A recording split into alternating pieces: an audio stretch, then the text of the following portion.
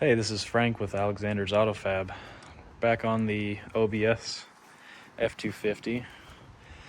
Recently, we have completed a 2004, a 2005 rear axle swap. I'm still waiting on parts to arrive to do the front axle, and I've got 2018 f250 wheels on here, so it'd be a 6.7 wheel. So this is just going to be your basic rundown of everything you need to do.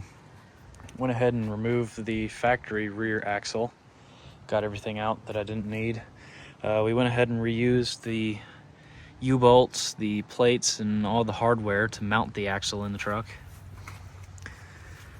Shock mount. This particular axle uses U-bolts to hold on the shock mount, so all you have to do is loosen it, flip it. I'm going to weld the actual bracket to the frame.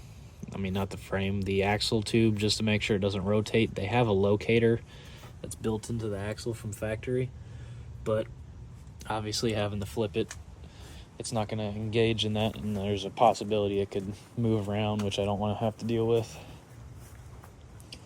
Other than that, everything's pretty straightforward. I need to get my exhaust out of the way to be able to put the shock on, as I realized that was a great design on my part.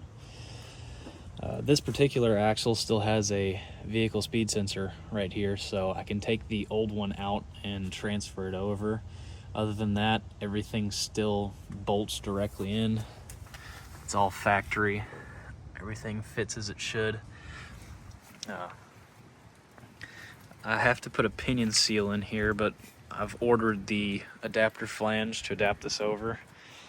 Don't believe I have any videos of this truck posted yet, so this is my 2008 dash swapped truck also, and it's got a 2008 front bumper put on it. And then fortunately, as soon as I get these axles in, I can't really start driving it because my engine is right here. We had a series of oil leaks that became so severe that I've decided to obviously take the engine out. We're going to do a full reseal on it and then put it all back together.